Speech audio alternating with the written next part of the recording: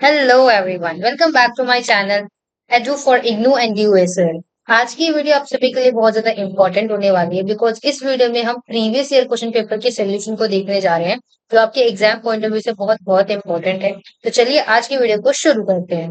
So yes, आज की इस वीडियो में हम देखने जा रहे हैं एजुकेशन इन प्लूरल सोसाइटी। ये वीडियो इंग्लिश में होने वाली है, हिंदी हम ऑलरेडी कंप्लीट कर चुके हैं। अगर आपने नहीं देखा है तो आप जाके देख सकते हैं। ये वीडियो बेसिकली इंग्लिश में होने वाली है। ऐसे क्वेश्चंस जो प्रीवियस ईयर क्वेश्चन पेपर में पूछे गए थे और सबसे ज्यादा रिपीटेड थे, उन क्वेश्चन के साथ साथ पूरे प्रीवियस ईयर क्वेश्चन पेपर के सोल्यूशन को हम इसमें देखेंगे। आप चाहे एसओएल रेगुलर या एनसी वेब या डीयू के स्टूडेंट हैं तो ये वीडियो आपके लिए बहुत हेल्पफुल होने वाली है। लास्ट तक आपको जरूर देखना है और जो भी वीडियोज हमने बनाई है उनके अलावा किसी और सब्जेक्ट के सोल्यूशन अगर आपको चाहिए तो आप हमें कमेंट सेक्शन में बता सकते हैं। आपको जल्द से जल्द प्रोवाइड करा दिया जाएगा ताकि आपको एग्जाम में कोई प्रॉब्लम ना हो। ठीक है, तो चलिए शुरू करते हैं। आज का हमारा सबसे पहला क्वेश्चन यही है जो प्रीवियस ईयर क्वेश्चन पेपर में भी पूछा गया था कि जिसमें हमें क्रिटिकली कमेंट करना है on the access and quality of education receive received by students coming from marginalised backgrounds. जो स्टूडेंट्स मार्जिनलाइज्ड बैकग्राउंड से आते हैं उनके उनके द्वारा जो एजुकेशन रिसीव की जाती है उसका एक्सेस कितना होता है और उसकी क्वालिटी किस तरीके की उनको एक्सेस होती है वो आपको बताना है। तो आप सभी को पता होगा जो ऐसे थोड़ा मार्जिनलाइज्ड बैकग्राउंड से आते हैं उनके एजुकेशन के और जो नॉर्मल एरिया से आते हैं उनके एजुकेशन में थोड़ा सा क्वालिटी में डिफरेंस आपको देखने को मिलता है। ठीक है, जो स्टूडेंट्स बेसिकली ये होते हैं उनका सिग्निफिकेंट कंसर्न होता है मेनी कंट्रीज इंक्लूडिंग लाइक हमारा जैसे कि इंडिया है।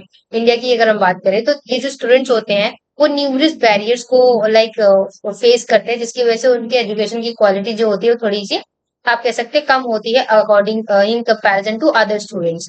बिकॉज वो थोड़ा पॉवर्टी को फेस करते हैं, सोशल डिस्क्रिमिनेशन उनके साथ होता है, लैक ऑफ रिसोर्सेज होते हैं उनके साथ, जिसकी वजह से उनके एजुकेशन में जो अपॉर्चुनिटीज है वो थोड़ा कम हो जाती हैं जो मार्जिनलाइज्ड बैकग्राउंड से आते हैं स्टूडेंट्स उनके लिए। ठीक है, तो कुछ इस तरीके से आप यहाँ पे बता सकते हैं कि कैसे सोशल बेसिस है, डिस्क्रिमिनेशन है, वो एजुकेशनल इंस्टीट्यूशन को अगर हमें एलिनेट कर दे तो अगर इन सभी पर हम वर्क करें तो ये जो कल्चरल कॉन्टेक्स्ट है making it less relevant and engagement for that. ठीक है, improving access and quality of education for marginalised students requires a multifaceted approach. एक जब हम मल्टीफेसेटेड अप्रोच अपनाएंगे तो उससे क्या होगा, इन स्टूडेंट्स के लिए भी हम बहुत अच्छा निर्णय ले पाएंगे, उनके लिए भी चीजें बना पाएंगे, इंफ्रास्ट्रक्चर टीचर ट्रेनिंग दे पाएंगे और उनके लिए भी बेस्ट क्वालिटी एजुकेशन पहुंचा पाएंगे। तो कुछ इस तरीके से आपको इसको एक्सप्लेन कर देना है सारी चीजों को लाइन बाय लाइन। आप अपने आंसर को लिखते टाइम इन वर्ड्स का, इन सेंटेंसेस का जरूर यूज करें, तभी आपके आंसर को बहुत अच्छी क्वालिटी मिलेगी और आपको एग्जाम में अच्छे नंबर देखने को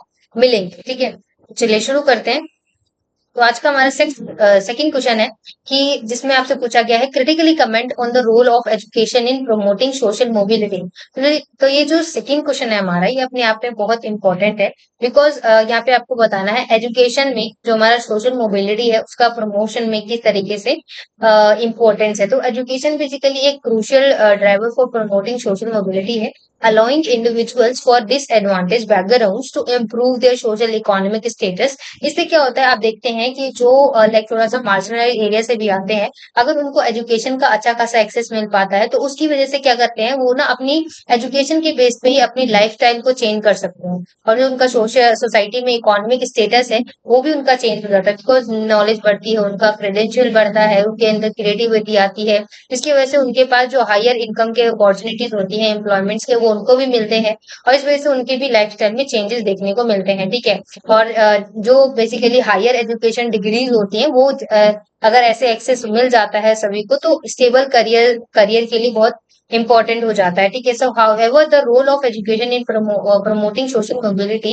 is often hindered by systematic inequalities. Marginalized groups frequently face barriers such as ineducated access to quality education, financial constraint। ये तो आप सभी को पता है कि जो ऐसे बैकग्राउंड से बच्चे आते हैं उनको किस किस तरीके के डिस्क्रिमिनेशन को फेस करना पड़ता है, बैरियर्स को फेस करना पड़ता है, वो आप बता सकते हैं। फिर कैसे आप आगे बता सकते हैं कि अगर वो उनको अच्छी एजुकेशन की अपॉर्चुनिटी मिल सकती है, मिल जाती है तो उनको कैसे वो सोसाइटी में अपने आप को बेटर बनाते हैं, अपनी लाइफ को भी सुधार लेते हैं। तो कुछ इस तरीके से आपको डिफाइन करके यहाँ पे लिख देना है।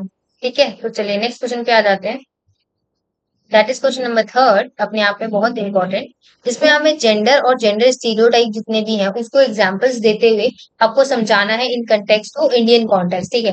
तो जेंडर रेफर्स बेसिकली, जो आपको पता होगा किसी भी सोसाइटी में, हमारे यहाँ खासकर इंडिया में जो जेंडर से रिलेटेड रोल्स हैं, बिहेवियर्स हैं, एक्टिविटीज हैं, एक्सपेक्टेशंस हैं, वो ना तय कर दी गई हैं कि ये इसके लिए, ये इसके लिए, ठीक है। तो जो हमें जेंडर की आइडेंटिटीज को भी बताता है, ठीक है। जैसे कि डोमेस्टिक रोल्स में आप बता सकते हैं, करियर की चॉइस में बता सकते हैं कि किस तरीके की स्टीरियोटाइप्स को जो है फेस करना पड़ता है। कि डोमेस्टिक रोल्स में क्या है कि हाउस होल्ड जो है वो घरेलू काम महिलाएं करेंगी, बाहर की रिस्पॉन्सिबिलिटी जो होगा वो मैन करेगा।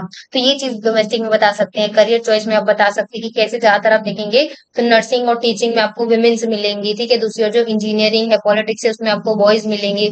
और इमोशनल एक्सप्रेशन हो गया, एजुकेशन हो गया, इन सब parts of India there is still preference for education boys over girls, आपको पता ही होगा, ठीक है। तो कुछ इस तरीके से आप यहाँ पे एक्सप्लेन करके चीजों को पॉइंट वाइज बता सकते हैं कि कैसे इन स्टीरियोटाइप्स को अगर हम खत्म कर सके तो इससे इंडिविजुअल की ग्रोथ और लिमिटेशन जो है, और जो जेंडर रिलेटेड बायसेस जितने भी हैं, तो स्टीरियोटाइप जितने भी हैं, हम उसको खत्म कर सकते हैं।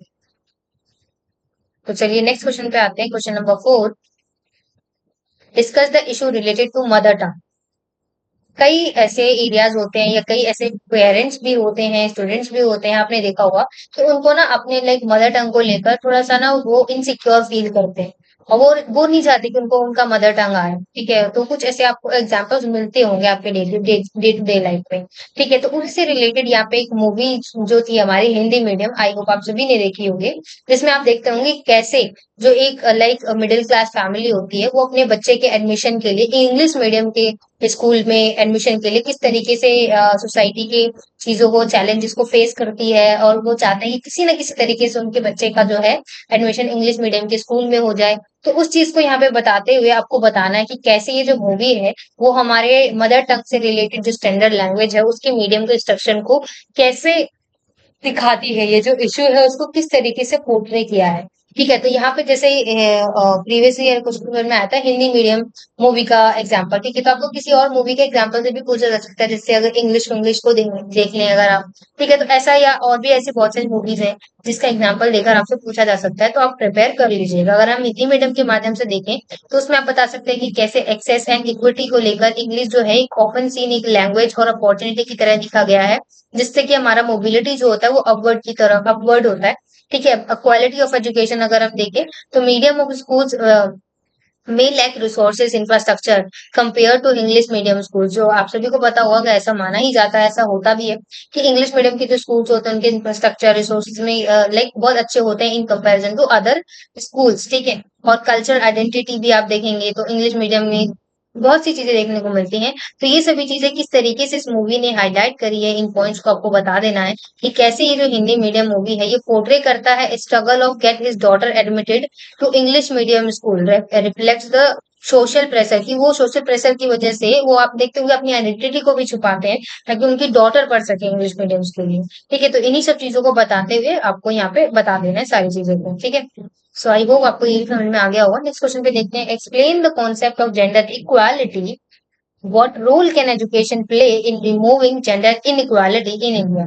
देखिए, जेंडर इक्वालिटी की अगर हम बात करें तो ये रेफर करता है टू द इक्वल राइट्स, ठीक है, responsibility opportunity of all genders, भले ही जेंडर कुछ भी हो, सभी रिस्पॉन्सिबिलिटी राइट्स अपॉर्चुनिटी सेम होनी चाहिए दोनों के लिए, ठीक है। इट मीन्स कि जो डिफरेंट बिहेवियर्स हैं, एस्पिरेशंस हैं, नीड्स ऑफ वुमेन है, मैन है, are considered valued favourable equally. Gender equality जो है does not mean that women and men have to become the same. Gender equality का मतलब ये नहीं है, कहीं ना कहीं थोड़ा सा डिफरेंस तो रहेगा वुमेन्स और मेंस को लेकर, बट ये नहीं है कि आप जानबूझकर अपॉर्चुनिटीज में, राइट्स में, रिस्पॉन्सिबिलिटी में दे रहे हैं, डिफरेंशिएट कर रहे हैं कि नहीं ये तो वुमेन ही कर सकता है, मैन नहीं कर सकता, ऐसा कुछ, ठीक है। तो ये जो देयर राइट्स है, रिस्पॉन्सिबिलिटीज है, अपॉर्चुनिटीज है, वो डिपेंडेंट नहीं होना चाहिए, ठीक है। और अगर वो उनका करने का मन है तो उनको रुकना नहीं चाहिए, उनको फ्री एक तरीके से इक्वालिटी फ्रीडम देनी चाहिए, ठीक है, चाहे वो मेल है चाहे वो फीमेल है, ठीक है। सो एजुकेशन जो है इस एरिया में बहुत इंपॉर्टेंट रोल प्ले करता है, जिसकी वजह से क्या होता है, चीजें ये जो जेंडर इक्वालिटी जैसी चीजें हैं वो थोड़ा कम होती हैं और दोनों को बराबरी का एम्पावरमेंट मिलता है, स्किल्स कॉन्फिडेंस दोनों को मिलता है। तो एजुकेशन इसमें बहुत इंपॉर्टेंट रोल प्ले करता है।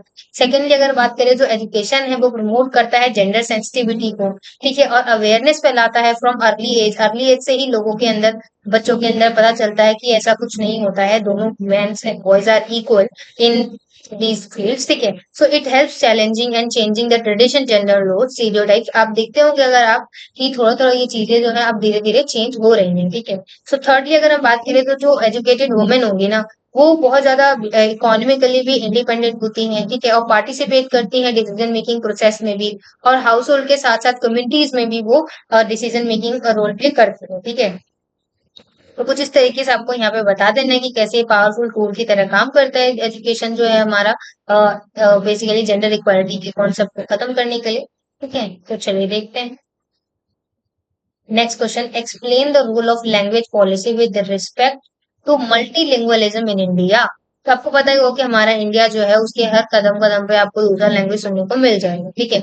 और वहाँ पे लैंग्वेज ही नहीं, हमारा custom culture belief rules ritual सब ही चीजें अलग है, फूड हो गया, ठीक है। तो उसी बिहाफ पे आपको यहाँ पे बताना है मल्टीलिंगुअलिज्म के बताते हुए कि लैंग्वेज पॉलिसी किस तरीके से बनाई गई है इंडिया के अंदर, ठीक है। तो इंडिया एक मल्टीलिंगुअल कंट्री है, आप सभी को पता होगा कि लैंग्वेज पॉलिसीज जो है इंडिया में वो बेसिकली एम इसलिए तरीके बनाई गई हैं इस तरीके से कि जितने भी रीजनल लैंग्वेजेस हैं, हिंदी हो गया जिसको हम ऑफिशियल लैंग्वेज कहते हैं और इंग्लिश को सेकंड ऑफिशियल लैंग्वेज कहते हैं, ठीक है। उसी तरीके से जो हमारा इंडिया है वो एम करता है, इस तरीके से रूल्स बनाता है ताकि जितने भी और भी अदर लैंग्वेजेस हैं उनमें बैलेंस क्रिएट किया जा सके, ठीक है। So one of the key aspects of Indian language policy is promoting the mother tongue, ठीक है, जिसकी वजह से कि हमारा मदर टंग प्रमोट हो सके, ठीक है।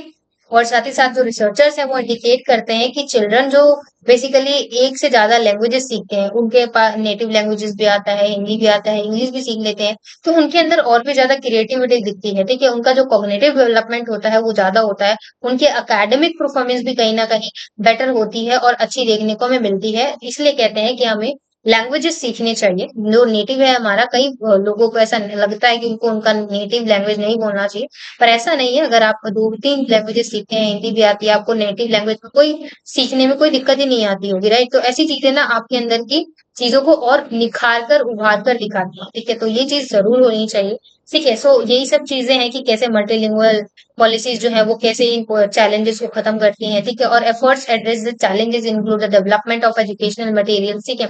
इन समरी अगर हम बात करें तो जो लैंग्वेज पॉलिसी है इंडिया में वो बहुत ही विटल रोल प्ले करता है, जिसकी वजह से जो मल्टीलिंगुअलिज्म है वो फॉस्टर हुआ है और जो प्रमोट करता है कल्चर की डाइवर्सिटी को और इंश्योर करता है इंक्लूसिव डेवलपमेंट को, ठीक है।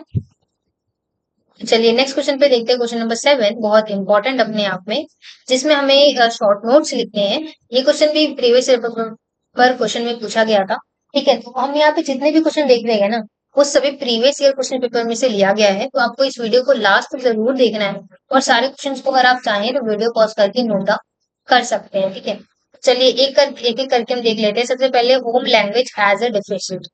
The concept of home language as a deficient stem from the misconception that children who speak a non-dominant minority language at home are at a disadvantage in educational setting, where the dominant language is different. This perspective views the home language as a barrier to academic success, suggested that these children lack the necessary linguistic skills for performing well in school. देखिए, तो यहाँ पे मैंने वही चीज बताई आपको कि मदर टंग को सीखना अपने आप में बहुत ज्यादा इंपॉर्टेंट है। होम लैंग्वेज आप सभी को आना ही चाहिए। ऑब्वियसली वो तो आप सीख ही जाते हैं, बट कई ऐसे मतलब बोलने में हेजिटेट करते हैं। बट बता दें कि जब आप होम लैंग्वेज सीखते हैं ना, तो उसी चीज से आपके अंदर के जितने स्किल्स हैं, परफॉर्मेंस है, वो उभर कर आती हैं। आपका लिंग्विस्टिक डेवलपमेंट वहीं से होना शुरू होता है। तो अपने आप में ये सारी चीजें इंपॉर्टेंट है। इससे आपके अंदर problem solving skill, creativity, multitasking की जो एबिलिटी है वो यहीं से आती है कहीं ना कहीं, ठीक है। इंडिया में अगर हम खासकर देखें तो ऐसे ऑलमोस्ट आपको हर घर में दिखेंगे उनको मदर टंग आती ही आती होगी, हिंदी भी आती आती होगी, और आजकल तो इंग्लिश का चलन है तो इंग्लिश भी आपको देखने को मिलता होगा। तो इस तरीके से जैसे हमारे लैंग्वेजेस डेवलपमेंट होते हैं, तो उस तरीके से हमारा ओवरऑल स्किल्स डेवलपमेंट भी होता है। नेक्स्ट हम देखते हैं diversity and pluralism. Diversity and pluralism एक फंडामेंटल प्रिंसिपल है ऑफ अ मॉडर्न सोसाइटीज, ठीक है, जो रिफ्लेक्ट करता है of the consistence of different cultures, religious, linguistic, social groups. Diversity refers to presence of a variety of groups within a society. Pluralism जो है वो involve करता है एक्टिव एंगेजमेंट को, पार्टिसिपेशन को of the these diversities group, ठीक है। So by valuing diversity, practicing pluralism, society can harness the unique contribution of each group, fostering innovation, social cohesion and resilience. ठीक है, तो कुछ इस तरीके से आप यहाँ पे डिफाइन कर सकते हैं इसको कि कैसे डाइवर्सिटी या प्लुरलिज्म इंपॉर्टेंट है। नेक्स्ट है सोशल एक्सक्लूजन। सोशल एक्सक्लूजन अपने आप में इम्पोर्टेंट हो जाता है बिकॉज आप सबको पता होगा कि जब हम सोशल एक्सक्लूजन की बात करते हैं तो इसमें ना लाइक अगर आप देखेंगे कोई एक नॉर्मल इंसान है, अगर उसके साथ सोशल एक्सक्लूजन जैसी चीजें फेस करता है वो, तो कई चीजों के एक्सेस से वो लैक कर जाता है, उसको अपॉर्चुनिटी हो गया, डिस्क्रिमिनेशन देखने को मिल सकता है, ठीक है। तो social exclusion refers to the process by which individuals, groups or systematically marginalize and denied full access to various right, opportunities and resources, ठीक है, that are available to others. Basically जो दूसरों को, अदर्स को अवेलेबल है, अगर उन चीजों से किसी दूसरे इंडिविजुअल या ग्रुप ऑफ इंडिविजुअल्स को दरकिनार किया जाता है, मतलब साइड किया जाता है, उनको वो चीज अपॉर्चुनिटी नहीं दी जाती है, तो उसी को हम सोशल एक्सक्लूजन कहते हैं, ठीक है। तो उसका रीजन कुछ भी हो सकता है, lack of education, poverty, discrimination, ठीक है। So it creates a cycle of disadvantage that is difficult to break. Okay, so addressing social exclusion requires comprehensive policies aimed at promoting social exclusion, ensuring equal opportunities, and protecting the rights of marginalized groups. ठीक है, participate fully in all aspects of society. ठीक है, तो यहाँ पे video complete होती है। I hope हमने जितने भी क्वेश्चन देखे यहाँ पे सभी आपको समझ में आए होंगे। सभी क्वेश्चन बहुत इजी थे अगर आप देखें तो, और बहुत इजीली आप डिफाइन कर सकते हैं इन वर्ड्स का यूज करके जो भी आज हमने डिस्कस किया, ठीक है।